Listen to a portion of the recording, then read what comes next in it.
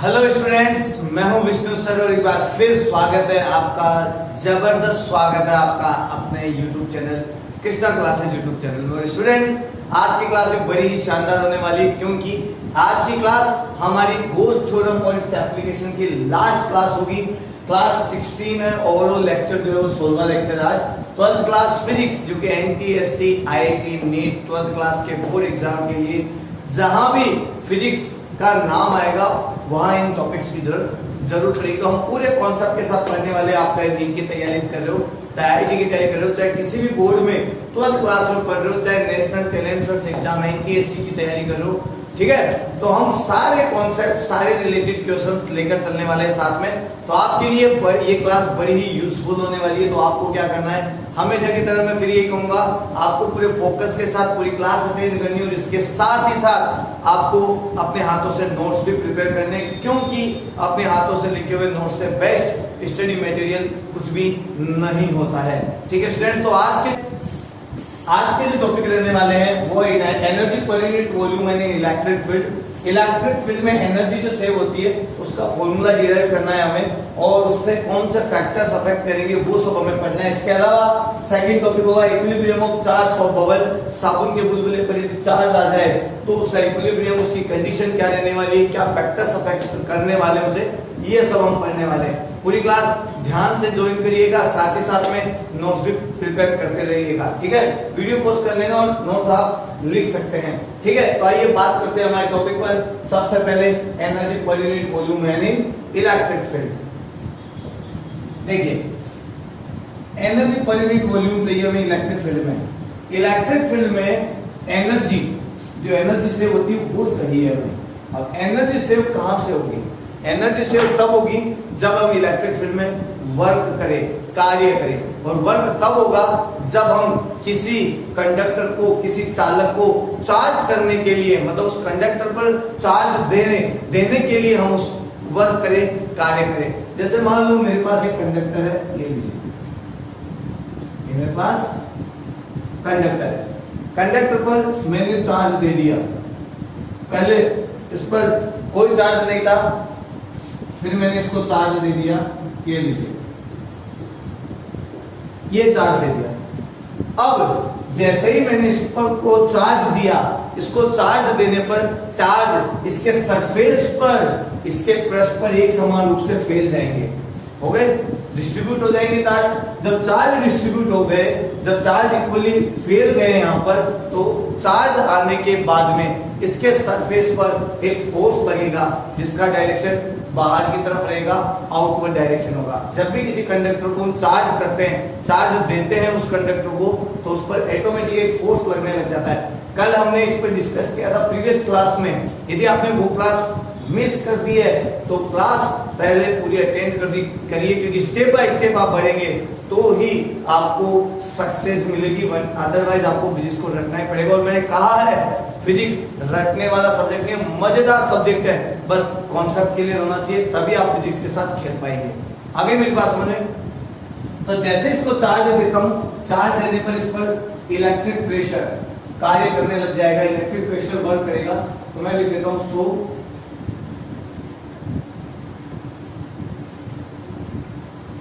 Electric pressure अर्थात विद्युत दाब। विद्युत दाब बोल दीजिए, विद्युत दाब बोल दीजिए, एक ही बात है। विद्युत दाब भी लिख सकते हैं, ये विद्युत दाब। ये हमारा जो प्रेशर है, इलेक्ट्रिक प्रेशर, ये किस वजह से है? चार्ज देने की वजह से। कल हमने इसका फॉर्मूला भी डिराइव किया था। तो फॉर्मूला क्या निकलता है इसका? सिग्मा स्क्वायर अपॉन 2S, या इलेक्ट्रिक प्रेशर का फॉर्मूला आ गया, ठीक है। तो P की वैल्यू मैं यहाँ पे ब्रैकेट में लिख देता हूँ, P की वैल्यू ये हो गई है, ठीक है। इलेक्ट्रिक प्रेशर का फॉर्मूला है ये, ठीक है। हमें चाहिए force, so total force acting in outward direction, अगर बाहर की तरफ। वैसे ये इलेक्ट्रिक प्रेशर बाहर की तरफ ही कार्य करेगा, तो प्रेशर होता है फोर्स डिवाइड बाय एरिया, बल बटा क्षेत्रफल। तो वहां से मैं फोर्स निकालना चाहता हूं, तो बाहर की तरफ कार्यरत बल, ये ले लीजिए। जैसे ही मैं बल की बात करूंगा, मुझे चाहिए फोर्स। फोर्स इज इक्वल होता है प्रेशर इनटू एरिया। फोर्स बल बराबर होता है दाब इनटू क्षेत्रफल, प्रेशर इनटू एरिया। तो प्रेशर का फॉर्मूला मैं यहां से निकालता हूं।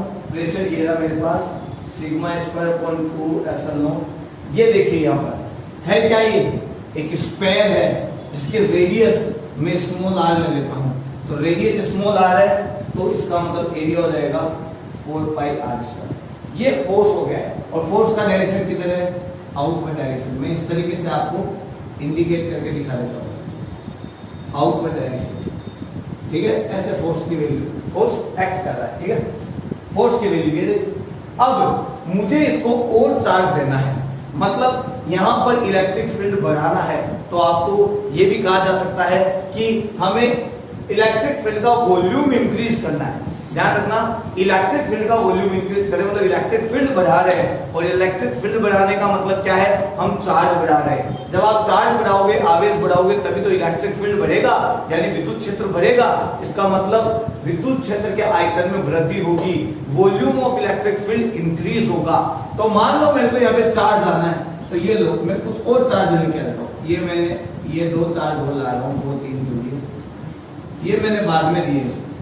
लेकिन ये चार्ज क्या मैं आसानी से दे दूंगा, नहीं दे पाऊंगा, क्योंकि जैसे ही मैं चार्ज यहां पर लाऊंगा, ये जो फोर्स लग रहा है ये मुझे वापस बाहर की तरफ धकेलेगा, क्योंकि इस पर भी पॉजिटिव चार्ज है, और मैं भी कौन सा चार्ज लेके आ रहा हूं, पॉजिटिव चार्ज ला रहा हूं। तो मुझे रिपल्सिव फोर्स का सामना करना पड़ेगा, प्रतिकर्षण बल का सामना करना पड़ेगा। तो जैसे ही मैं चार्ज लेके आऊंगा, चार्ज लेके जाऊंगा, ये फोर्स मेरे को धक्का देगा पीछे। जब धक्का देगा मुझे, मतलब जैसे ही मैं इसके पास चार्ज लाऊंगा, ये मुझे वापस भगा रहा है।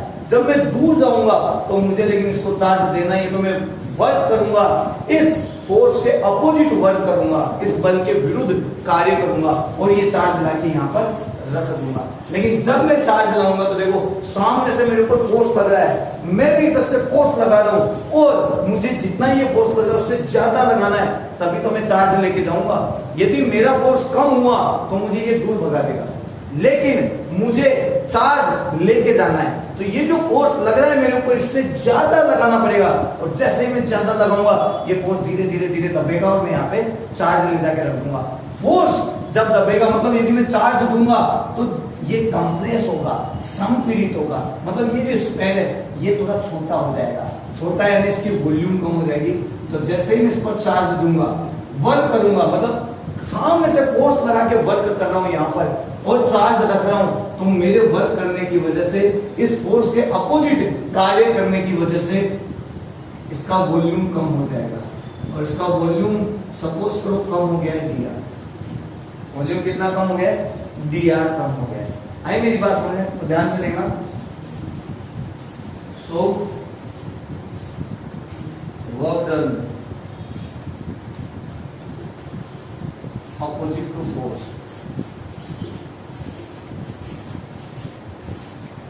to increase charge, और भी लिख सकता हूं चार्ज और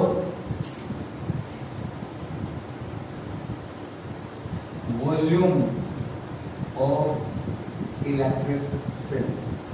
तो जो वर्क डन कर रहा हूं मैं फोर्स के अपोजिट, इंक्रीज चार्ज, चार्ज को इंक्रीज करने के लिए, या वॉल्यूम ऑफ इलेक्ट्रिक फील्ड के लिए, वॉल्यूम ऑफ इलेक्ट्रिक के लिए, चार्ज इंक्रीज करने के लिए जो मैं वर्क डन कर रहा हूं, उस वर्क डन का फॉर्मूला क्या होगा, देखो मैं लिख देता हूं। आता है आवेश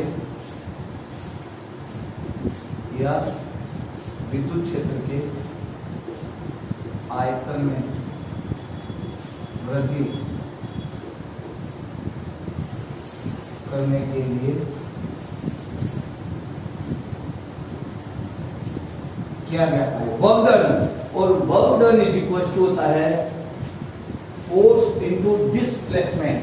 वर्क डन यानी जितना डिस्प्लेसमेंट होगा, ठीक है। डिस्प्लेसमेंट कितना हुआ मेरा, ये थोड़ा सा अंदर चला गया, तो इसकी रेडियस r थी, अब इसकी रेडियस कितनी हो गई है, तो फोर्स मैंने भी लगाया और मैंने फोर्स लगाया और मेरे फोर्स की वजह से ये थोड़ा सा कंप्रेस हो गया, संपीड़ित हो गया है, तो इसका वॉल्यूम कम हो गया। मतलब इतना बड़ा गोला था ये थोड़ा छोटा हो गया है, स्पेयर छोटा हो गया है, तो इसमें कितना कमी आई, कितना डिस्प्लेसमेंट हुआ, ये इतना फैला हुआ था कितना कम हो गया है, dr कम हो गया है। तो मैं यहाँ पे लिख सकता हूँ force into displacement dr, then work done is equal to force का फार्मूला ये रहा sigma square upon 2 epsilon naught into 4 pi r square और साथ में आ गया ये मेरा वर्क डन हो गया। ठीक है, चार्ज दे दिया, चार्ज दिया क्योंकि मैंने फोर्स के अपोजिट वर्क किया। वर्क करने के लिए मुझे फोर्स चाहिए, work is equal to the force into displacement, बल इनटू विस्थापन। बल ये रहा, ये बल कौन सा है, जो ये लग रहा है। कम से कम इतना फोर्स तो मैं सामने से लगाऊंगा ही लगाऊंगा, तो मेरे फोर्स की भी वैल्यू में मान लेता हूं अप्रोक्सीमेटली इसी के इक्वल ही है। तो ये मेरा फोर्स रहा, ये मेरा डिस्प्लेसमेंट रहा। ठीक है, ये रहा डिस्प्लेसमेंट। कितना डिस्प्लेसमेंट हुआ है, ये स्पेयर इतना फैला हुआ था, कितना कम हो गया। लेकिन इतना कम होने की वजह से इंक्रीज हो गया है volume of electric field. Electric field के आयतन में वृद्धि हो गई है, विद्युत क्षेत्र बढ़ गया है, लेकिन कमी किसमें हुई है, इस स्पेयर के आयतन में कमी हो गई है। पहले गोला इतना बड़ा था, अभी स्पेयर छोटा हो गया है। छोटा हो गया तो स्पेयर का आयतन, वॉल्यूम ऑफ स्पेयर कम हो गया है, तो मुझे डिक्रीमेंट इन वॉल्यूम भी निकालना पड़ेगा। तो मैं रफ कर रहा हूं, सबसे पहले आप नोट कर लीजिएगा। ठीक है, वीडियो पॉज करते हुए चलो बात करते हैं आगे।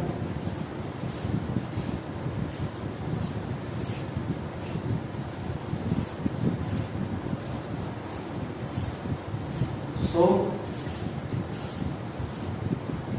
decrease in volume of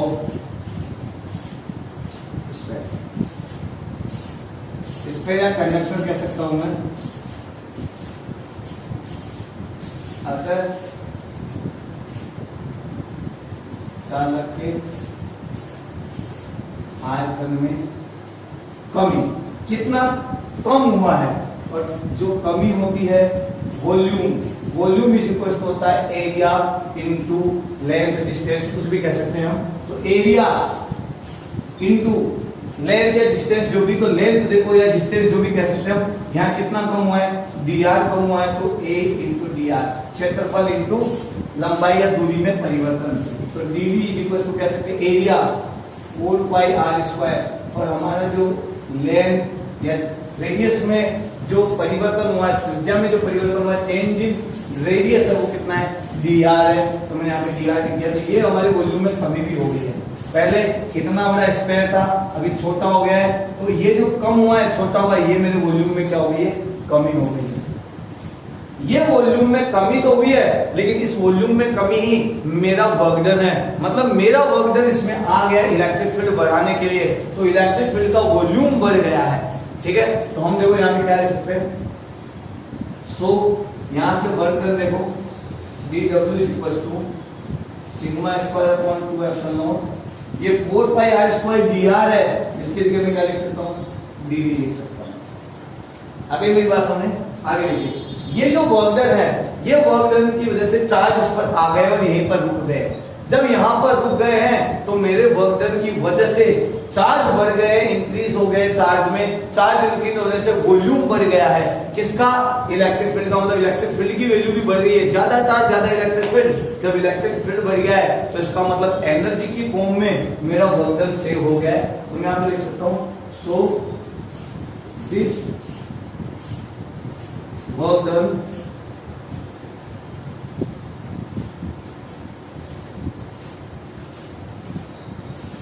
stored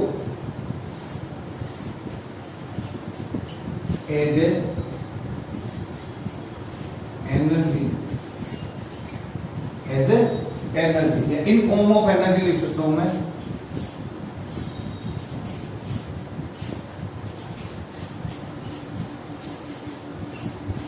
अतः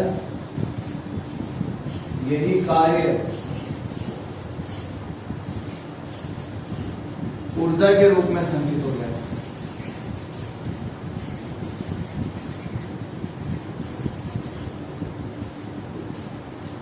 कौन सी एनर्जी, हमेशा ध्यान रखना, वर्क डन हमेशा पोटेंशियल एनर्जी में सेव होता है, स्थितिज ऊर्जा में सेव होता है, स्थितिज ऊर्जा।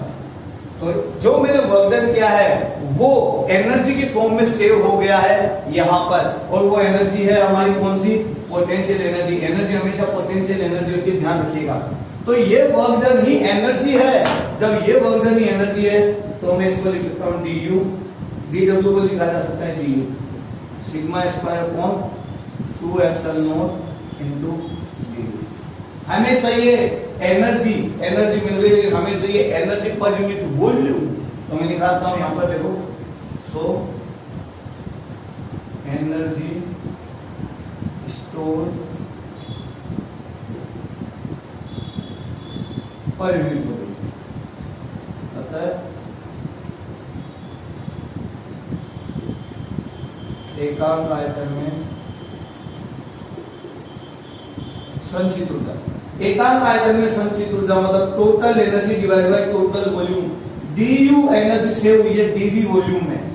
ये वॉल्यूम इसका इंक्रीज हुआ इलेक्ट्रिक फील्ड का, बट स्पेयर का कम हो गया है। कम क्यों हुआ? क्योंकि हमने वर्क डन कर दिया है, ठीक है। वो वर्क डन चार्ज बढ़ाने में काम आ रहा है। चार्ज यहाँ पर आ गए हैं, चार्ज की वैल्यू बढ़ गई है, ठीक है। चार्ज बढ़ गया, इलेक्ट्रिक फील्ड बढ़ गया है, मतलब हमारा जो वर्क डन था वो as a potential energy save हो गया है, स्थितिज ऊर्जा के रूप में सेव हो गया है, ठीक है। तो देखिए du एनर्जी सेव हुई है किस वजह से, dv वॉल्यूम में। तो dv वॉल्यूम का डिवाइड कर देता हूं मैं, तो मेरे पास बच जाएगा sigma square upon 2 epsilon not. इसको बोलते हैं हम energy store per unit volume को बोलते हैं एनर्जी डेंसिटी। एनर्जी डेंसिटी ऊर्जा घनत्व एग्जाम में पूछा जाता है। What is the energy density? Energy store per unit volume is known as energy density. एकांक आयतन में संचित ऊर्जा को ऊर्जा घनत्व कहते हैं, और ऊर्जा घनत्व को लिखा जा सकता है u से, ठीक है। तो energy density will be sigma square upon 2 epsilon nought. तो एकांक आयतन में संचित ऊर्जा, ठीक है, energy store per unit volume होगा sigma square upon 2 epsilon nought, और sigma square upon 2 epsilon nought को हम लिख सकते हैं half e square epsilon nought. अब आप ये समझिएगा, सोचिएगा कि ये मैं कहां से लेके आया हूं। जिन्होंने प्रीवियस क्लास ज्वाइन की थी उनके लिए तो बड़ा ही आसान है, वो समझ जाएंगे कि इसको ऐसा क्यों लिखा जाता है, क्योंकि मैंने प्रीवियस क्लास में बड़ी शानदार तरीके से आपको बताया था, पूरा कन्वर्जन बताया था किस तरीके से कन्वर्ट करते हैं। यदि आपको नहीं समझ में आता है तो प्रीवियस क्लास आपको ज्वाइन करनी है, ताकि आपको ये डेरिवेशन भी आसानी से समझ में आ सके। तो energy store per unit volume का हमने फॉर्मूला निकाल लिया। एनर्जी वो स्टोर होती है जो हम वर्क के रूप में करते हैं, कार्य के रूप में जो करते हैं, वही कार्य एनर्जी की फॉर्म में से होता है। कार्य किस लिए किया जाता है? कार्य किया जाता है चार्ज बढ़ाने के लिए, इलेक्ट्रिक फील्ड बढ़ाने के लिए। तो किसी भी चालक पर चार्ज बढ़ाने के लिए, किसी भी कंडक्टर पर चार्ज बढ़ाने के लिए हम वर्क डन करते हैं, हम कार्य करते हैं। वही कार्य एनर्जी की फॉर्म में सेव होता है, वही कार्य ऊर्जा के रूप में संचित होता है, और वो जो एनर्जी है वो होती है पोटेंशियल एनर्जी। यदि उस एनर्जी में वॉल्यूम का डिवाइड दे दिया जाए, आयतन का भाग लगा दिया जाए, तो वो कहलाता है एनर्जी पर यूनिट वॉल्यूम, एनर्जी डेंसिटी। अभी मेरी बात समझ में, इसके न्यूमेरिकल पे डिस्कस करेंगे, लेकिन उससे पहले हमारा सेकंड टॉपिक हम उस पर डिस्कस करेंगे, ठीक है।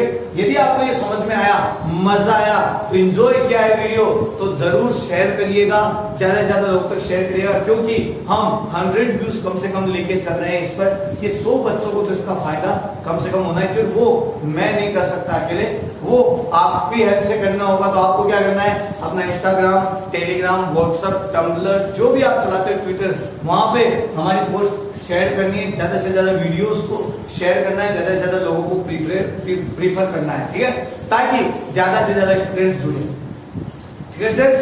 साथ ही साथ आपका कोई डाउट है, आपको कुछ समझ नहीं आया, तो आप मुझे कमेंट बॉक्स में कमेंट कर सकते हैं, मुझे आपके कमेंट का इंतजार रहता है। फिर भी यदि आपको कोई डाउट और क्लियर करना चाहते हो, कोई प्रॉब्लम का सॉल्यूशन चाहते हैं, तो आप मुझे WhatsApp group, Telegram group, Instagram, Facebook पर आराम से मेरे साथ कन्वर्सेशन कर सकते हैं, अपनी प्रॉब्लम का सॉल्यूशन पा सकते हैं। इसका लिंक मैंने डिस्क्रिप्शन में दे रखा है, और डिस्क्रिप्शन में एक लिंक और है, सभी वीडियोस का, सभी क्लासेस का जो हो चुकी है पहले, उन सबके प्लेलिस्ट का लिंक भी मैंने दे रखा है, तो हम वहां से सारी क्लासेस एक साथ अटेंड कर सकते हैं, ठीक है।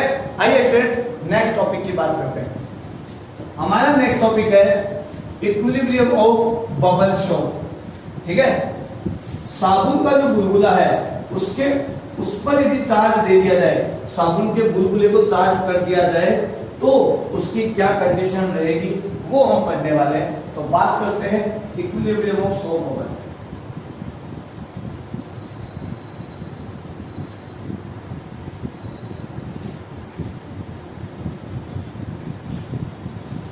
बड़ा ही आसान सा कॉन्सेप्ट है इसमें, बस समझ में आना चाहिए। ठीक है,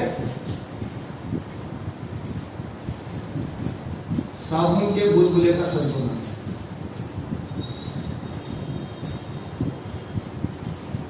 साबुन के बुलबुले का संतुलन। ठीक है, बात करते देखो, मान लो ये मेरे पास एक साबुन का बुलबुला है, बबल 100 बबल है मेरे पास एक। ठीक है, 100 बबल पर ध्यान से देखिएगा। ठीक है, अंदर की तरफ से प्रेशर लगता है, inside pressure.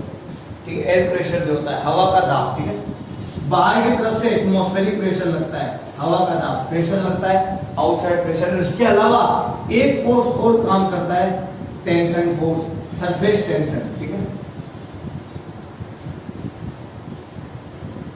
Surface tension. P in की value always be greater than P out, क्योंकि पी इन अकेला इन दोनों से लड़ता है, पी आउट और सरफेस टेंशन से।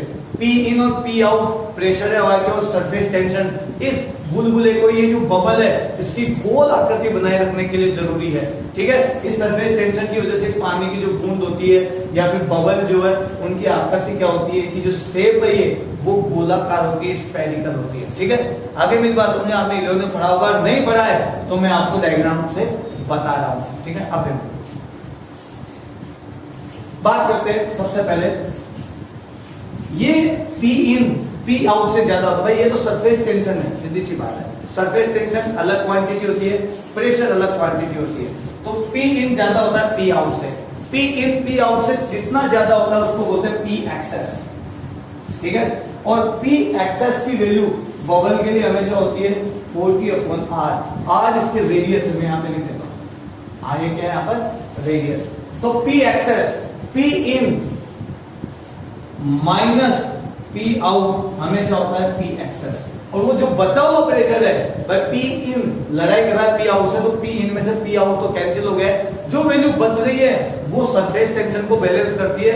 उस वैल्यू को सरफेस टेंशन के साथ रिलेशन में दिखाया जाए तो पी एक्सेस का रिलेशन होता है 40/r। ठीक है, अब देखिए मैंने इस पर चार्ज दे दिया है, बबल पर क्या दे दिया है, चार्ज। और जैसे ही मैं चार्ज दूंगा, चार्ज देते ही एक प्रेशर और काम करेगा बाहर की तरफ। कौन सा प्रेशर, इलेक्ट्रिक प्रेशर, विद्युत दाब। तो देखिए, सो एक pressure P in minus P out है, पी एक्सेस जो बचा हुआ है जो बाहर की साइड लग रहा है, और एक प्रेशर कौन आ गया, पी ई। तो दोनों प्रेशर बाहर के साइड है, आउटवर्ड डायरेक्शन में काम कर रहे हैं, तो दोनों का जो टोटल है वो क्या हो जाएगा की बार 40/r। आगे मेरी बात समझ में, किसी को दिक्कत है? अब जैसे जैसे मैं इस पे चार्ज देता जाऊंगा, ठीक है, as we increase charge on soap, then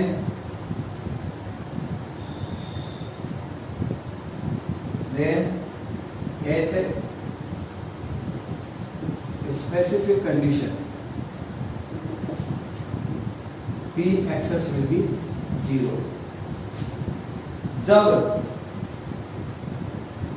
आवेश का मान बढ़ाया जाए तो एक स्थिति में P एक्सेस इक्वल टू 0 हो जाता है। जैसे जैसे मैं चार्ज बढ़ाऊंगा, जैसे जैसे यहां पर मैं चार्ज की वैल्यू इंक्रीज करूंगा, चार्ज की वैल्यू इंक्रीज करूंगा, P की वैल्यू बढ़ती रहेगी, P will be increase, P की वैल्यू बढ़ती जाएगी। और एक कंडीशन आएगी जब P एक्सेस की वैल्यू कम होते होते होते क्या हो जाएगा, 0। तो जब मैं चार्ज बढ़ाऊंगा तो चार्ज बढ़ाने से P एक्सेस की वैल्यू कम होगी और P एक्सेस कम होते होते क्या हो जाएगा, 0।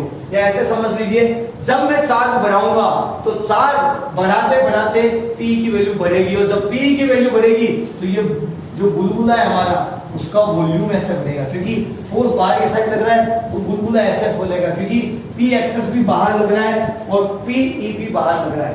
P access P in minus P out ये भी बाहर की तरफ और पी ई भी बाहर की तरफ, दो प्रेशर बाहर की तरफ कार्य कर रहे हैं। और आपने अभी चार्ज और दे दिया है, चार्ज देते पी की वैल्यू और बढ़ गई है।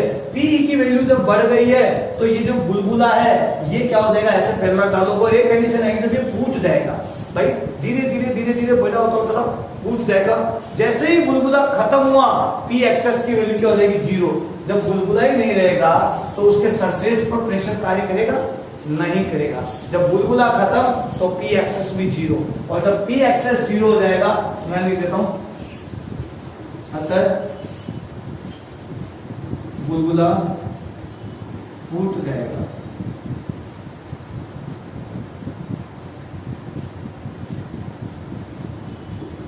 ये जो बबल है ये खत्म हो जाएगा। जब बबल खत्म हो जाएगा तो पी एक्सेस तो बच जाएगा जीरो और पी की वैल्यू क्या हो जाएगी, 40/8। जब पी एक्सेस जीरो होता है बुलबुला फूट जाता है, ठीक है।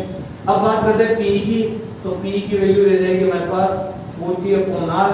अब बात करते हैं पी से, तो पी का फॉर्मूला हमारे को पता है, वैल्यू पता है, सिग्मा स्क्वायर अपॉन 2 होता है और यहाँ पर होता है 40/r।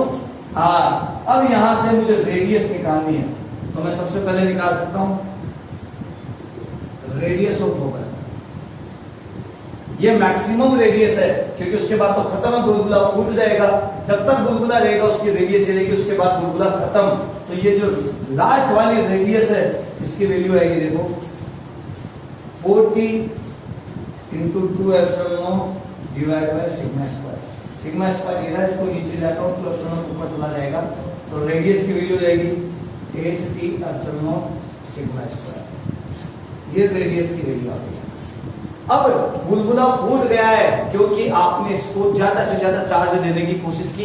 एक कंडीशन आई, पी एक्सेस जीरो हो गया, बुलबुला फूट गया, तो जो मैक्सिमम चार्ज आप इसे दे चुके थे उसकी क्या वैल्यू होगी वो भी निकाल लेते हैं हम, ठीक है। रब कर रहा हूं मैं, नोट कर लीजिएगा, ठीक है। यहां से बात करते हैं, हमारा फॉर्मूला क्या है, सिग्मा स्क्वायर अपॉन 2ε0 40/r। यहां से बात किया जाए तो सिग्मा को क्या लिखा जा सकता है, Q/A। ये होता है सरफेस चार्ज डेंसिटी प्लस आवेश घनत्व, कुल आवेश बटा कुल क्षेत्रफल, total charge divide by total area. और टोटल चार्ज है Q² और एरिया में अज्यूम करता हूं A², साथ में हो गया 2ε0 40/r। हमें चार्ज चाहिए तो Q² अगर वो 2ε0 40 से मल्टीप्लाई होगा तो हो जाएगा 8p/0 मल्टीप्लाई में आएगा A², यहाँ पर आ जाएगा R। एरिया की बात की जाए तो मैं एरिया का फॉर्मूला भी यहाँ पर लिख देता हूँ। एरिया जहां पर चार्ज डिस्ट्रीब्यूट है, चार्ज सरफेस पर है, पृष्ठ पर है, तो पृष्ठ वाला एरिया सरफेस एरिया, और सरफेस एरिया का फॉर्मूला होता है 4πr²। इस पूरे पे भी क्या ले आता हूं मैं, r² और यहाँ पर आ जाता है r। Q की वैल्यू क्या होगी, 4π के ऊपर तो मैं स्क्वायर ही रहने देता हूँ, 4π के ऊपर होल स्क्वायर लगा देता हूँ इंटू 8t/0 और r² भी बचा हुआ है, स्क्वायर के ऊपर स्क्वायर तो 4π को मैंने अलग कर लिया है, 4π² लिखकर 8t/0 ऐसे कैसे लिख दिया। r² भी बचा हुआ था, इस r के ऊपर स्क्वायर लगा हुआ है तो पावर 4 हो गई है, 4 होकर मैंने यहाँ लिख दिया और नीचे लिख दिया r। इससे ये r से r कैंसिल हो गए और q की वैल्यू देखो, Q² की वैल्यू जैसे मैं ऐसे स्क्वायर लगाऊंगा यहाँ पर रूट भी लगेगा, ये रूट लगा दिया है। इसके ऊपर स्क्वायर है तो बाहर निकाल लेता हूँ 4π रूट, अंदर क्या बचा 8t/r। अब आप सोच रहे होंगे सर चाहते तो एक का भी रूट निकाल सकते थे, हाँ मैं निकाल सकता हूँ या यहाँ पर भी छोड़ सकता हूँ, लेकिन बुक्स के अंदर जो लास्ट फॉर्मूला निकलता है वो ऑलमोस्ट ऐसा निकलता है अधिकतर बुक्स में, तो स्टूडेंट कंफ्यूज ना हो इसलिए मैंने यही फॉर्मूला आपको निकाल सकते हैं, समझ गए। तो साबुन के बुलबुले में क्या होता है, साबुन के बुलबुले में पी एक्सेस वर्क कर रहा होता है, जो कि पी इन और पी आउट का डिफरेंस है, अंतर है। पी इन में ज्यादा होता है पी आउट से, ये बाहर की तरफ वर्क करता है। जब आप चार्ज देते हो तो इस पर पीई और आ जाता है इलेक्ट्रिक प्रेशर, तो दोनों मिलके बाहर की तरफ लगते हैं और ये दोनों मिलके इस पी को बैलेंस करते हैं। लेकिन इसका जो रिलेशन है ये 40/r, ये जो हम डिराइव करते हैं, ठीक है। उसके बाद मैंने ऐसे कैसे आगे सॉल्व कर दिया कि जब आप ज्यादा से ज्यादा चार्ज देंगे तो पी एक्सेस की वैल्यू घट जाएगी और बुलबुला फूट जाएगा। जब बुलबुला फूट जाता है तो हमें पीई ही हमारे पास बच जाता है, और जब पीई बच जाता है तो उस पीई से मैंने बाकी डेरिवेशन सॉल्व कर दी। तो ये दोनों जो आज की डेरिवेशन थी बड़ी इंपॉर्टेंट है, एग्जाम पॉइंट ऑफ व्यू से जरूरी है। इनसे रिलेटेड इंपॉर्टेंट क्वेश्चंस पर हम अगली क्लास में डिस्कस करने वाले, बड़े सुपर कॉन्सेप्ट वाले उस पर डिस्कस करेंगे। सुपर कॉन्सेप्ट वाले क्वेश्चंस मैं लेके आऊंगा अगली क्लास में, तो अगली क्लास भी आप मिस मत करिएगा। और फिर मैं कह रहा हूँ यदि आपने वीडियो अच्छा देखा है, अच्छा लगा है, आपको मजा आया है, आपको लगता है तो फिजिक्स रटने की जरूरत नहीं है, फिजिक्स मजे से समझ में आ रही है, तो आपको क्या करना है पता है ना, ज्यादा से ज्यादा लोगों तक शेयर करना है। और हाँ, यदि आपने अभी भी हमारा चैनल सब्सक्राइब नहीं किया है तो सब्सक्राइब कर दीजिएगा, पड़ोस में बेल आइकन उस पर भी क्लिक कर दीजिएगा ताकि लेटेस्ट नोटिफिकेशन आपको मिलते रहे। तो मिलता हूँ नेक्स्ट क्लास में, जब तक के लिए जय हिंद जय भारत। आपकी क्लास जल्दी समझ